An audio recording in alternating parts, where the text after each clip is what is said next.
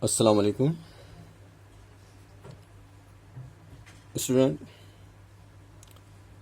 in the first part, we have seen the icebreaker and the introduction of the poet. Today, we are going to see line-wise translation of this poem. Before beginning this poem, we shall see something about the poem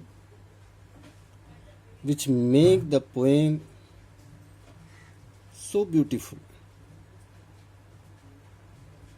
As we know that this poem is very interesting poem.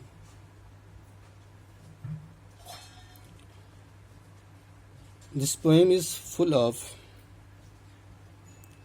figure of speech, full of images, full of symbols, full of pictures, full of colors, rhyming scheme, etc. So, first of all, we see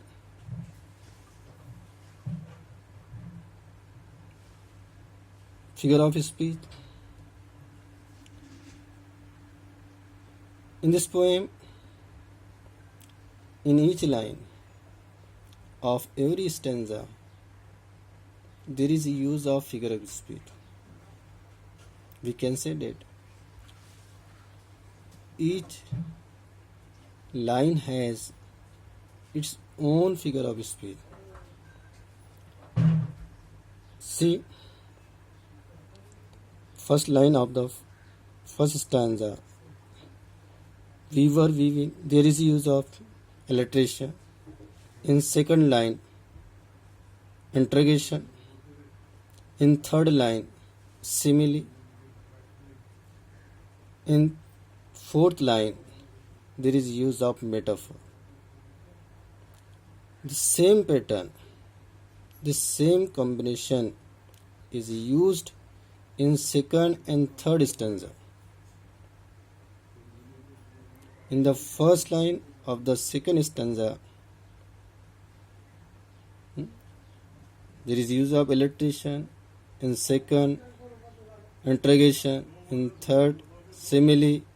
In third, metaphor. In fourth, metaphor. In third stanza too,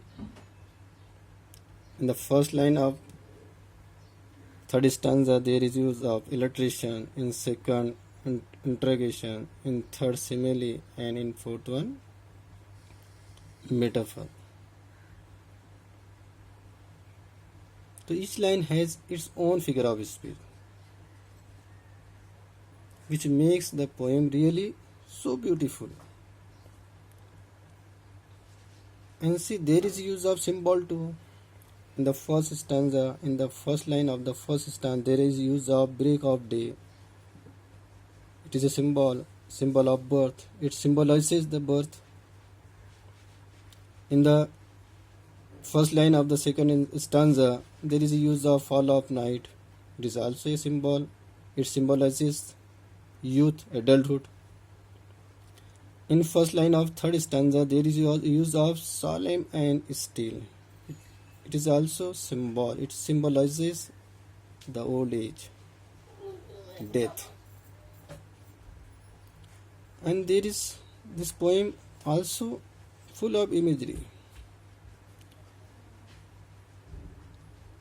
In the third line of first stanza, there is use of imagery. Blue, Halcyon, wild, shows images. In third line of second stanza, plumes of a peacock, purple and green, This is also example of imagery. And in third line of third stanza, white feather, white cloud, it also present imagery.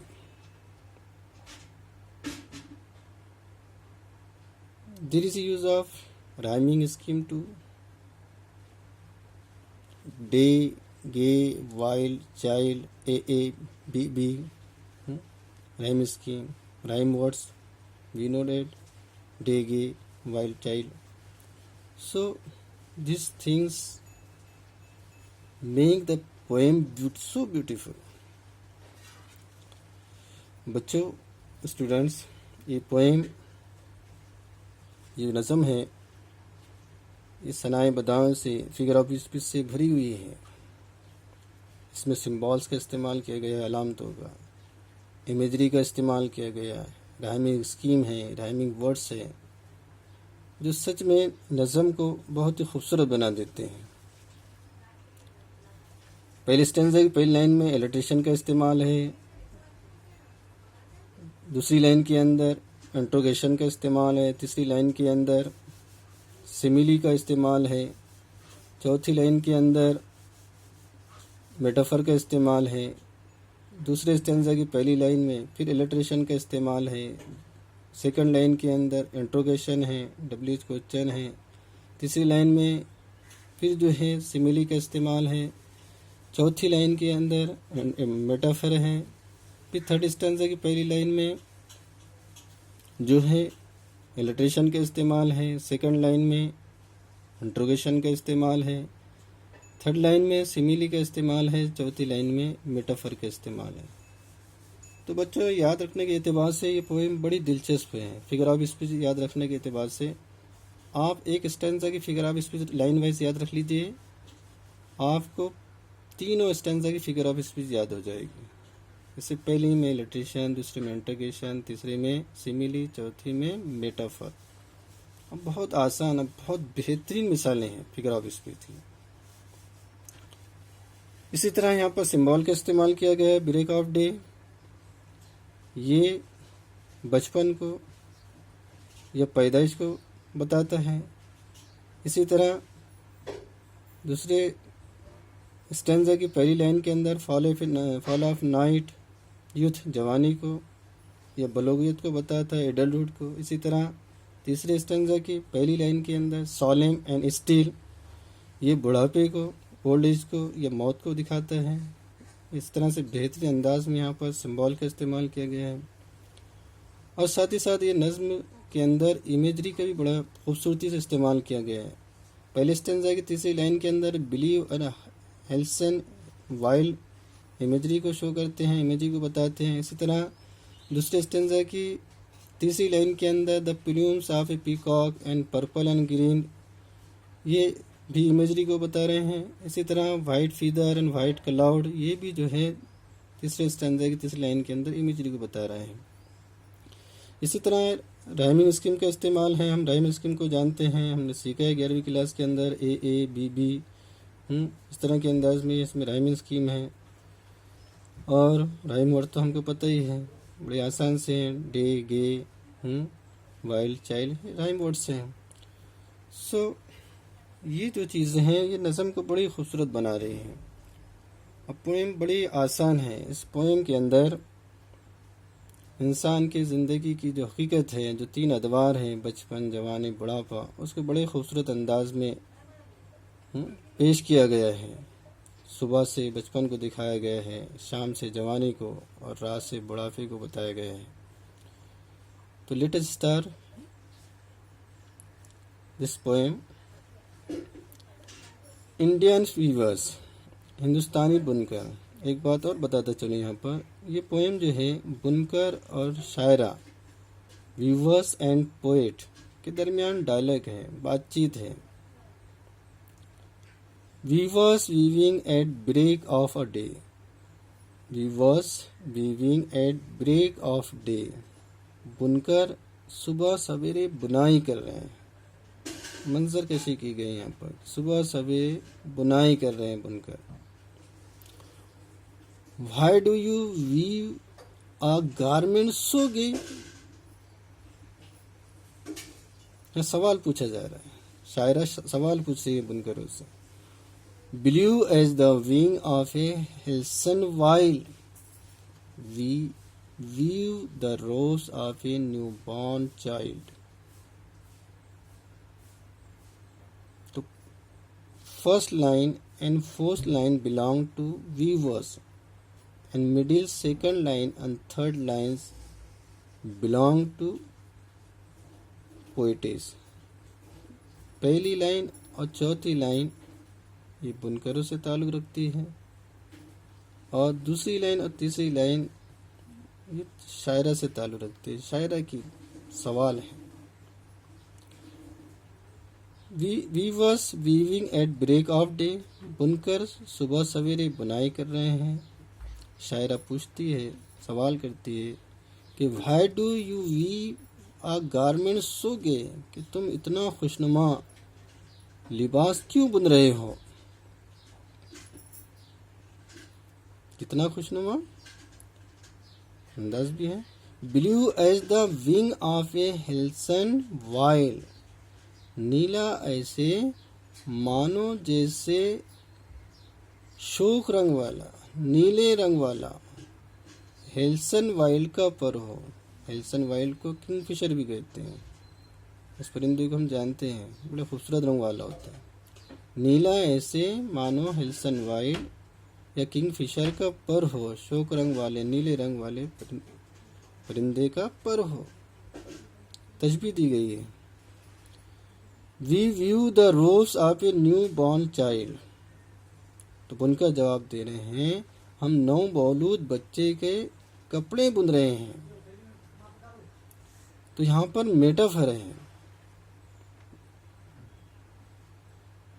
तो इस तरह से स्टैंज़ा के अंदर बुनकर सुबह सवेरे बुनाई कर रहे हैं। शायरा पूछती है कि तुम इतना खुशनुमा लिबास क्यों पहन रहे हो? नीला ऐसे मानो हेल्सन वाइल किंगफिशर कीपर की तरह, शोक रंग वाला, नीले रंग वाला। तो बुनकर जवाब देते हैं कि हम नौमौलूद बच्चे के कपड़े बुन रहे हैं। तो in first line there is use of alliteration as we know, we have seen before it. There is a repetition of sound W. The letter W sound is repeated here pleasingly. That is why it is called alliteration. In second line there is use of WH question. So it is called interrogation. In third line there is use of as, which belongs to simile. Here the blue color is directly compared halcyon while,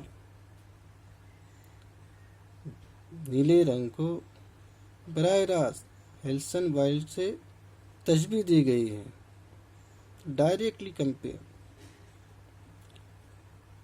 in fourth line we weave the rose of a new born child. चौथी line के अंदर metaphor है। Here the robes are indirectly compared to birth. The robes are indirectly compared with birth or childhood. Simile and metaphor. Never about both are same. There is slight difference between simile and metaphor, and difference is direct and indirect. In simile there is a direct comparison, and in metaphor there is indirect comparison. This is the slight difference between simile and metaphor. बच्चों, simile और metaphor के अंदर, तशबीह और इस्तारे के अंदर मामूली सा फ़र्क होता है। वो मामूली सा फ़र्क डायरेक्ट और इनडायरेक्ट का है। सिमिली के अंदर डायरेक्ट मुआवजना होता है और मेटाफर के अंदर इनडायरेक्ट मुआवजना होता है। बस इतना ध्यान रखना, आपको एक्सप्लेनेशन के अंदर भी Now see second stanza. We was weaving at fall of night. Why do you weave a garment so bright, like the plumes of a peacock, purple and green? We view the marriage wheels of a queen. बुनकर जो है शाम के वक्त बुनाई कर रहे हैं। इस स्टेंजा में शाम के वक्त बुनाई करते बताए गए हैं बुनकरों। तो शायरा उनसे पूछती है, सवाल करती है कि why do you weave a garment so bright, कि तुम इतना चमकीला लिबास क्यों बुन रहे हो, कितना चमकीला, like the plumes of a peacock, purple and green, मोर के नर्म, मोर के मुलायम पर्पल और green, like the plumes of a peacock, purple and green, मोर के मुलायम पर की तरह पर्पल और ग्रीन। तो सवाल कर रहे हैं शायरा। तो जवाब देते हैं बुनकर, we weave the marriage veils of a queen, कि हम एक क्वीन के शादी का घूंघट बुन रहे हैं, घूंघट बुन रहे हैं, जिसको हम मेजर भी कहते हैं। तो बहुत आसान से दूसरे में जो है शाम के वक्त बुनकरों को बुनाई करते दिखाया गया है। शायरा उनसे पूछती है कि तुम इतना चमकीला लिबास क्यों बुन रहे हैं, इतना चमकीला जैसे मोर के मुलायम पर की तरह पर्पल और ग्रीन हो। तो बुनकर जवाब देते हैं कि हम एक रानी के जो है महजर बुन रहे हैं या घूंघट बुन रहे हैं। तो इसमें भी इसी तरह का एलोटेशन का इस्तेमाल है, रिपीटेशन है डब्ल्यू का, यहाँ पर इंट्रोगेशन का इस्तेमाल है, फिर यहाँ पर सिमिली है, सिमिली का इस्तेमाल किया गया है। The plumes of a peacock is directly compared with purple and green, that is why it is called simile. और यहाँ पर जो है फिर मेटाफर है, the marriage veils are indirectly compared to youth और adulthood, that is why it is metaphor. यहाँ पर द प्लूम्स ऑफ पीकॉक को पर्पल और ग्रीन से तशबीह दी गई है, इसलिए तशबीह है। और द मैरिज ऑफ व्हील्स को जो है यहाँ पर जवानी से या बलोगत से जो है उसका मुआवजना किया गया है, इसलिए इस्तियारा है। चलो तीसरा स्टैंजा देखते हैं।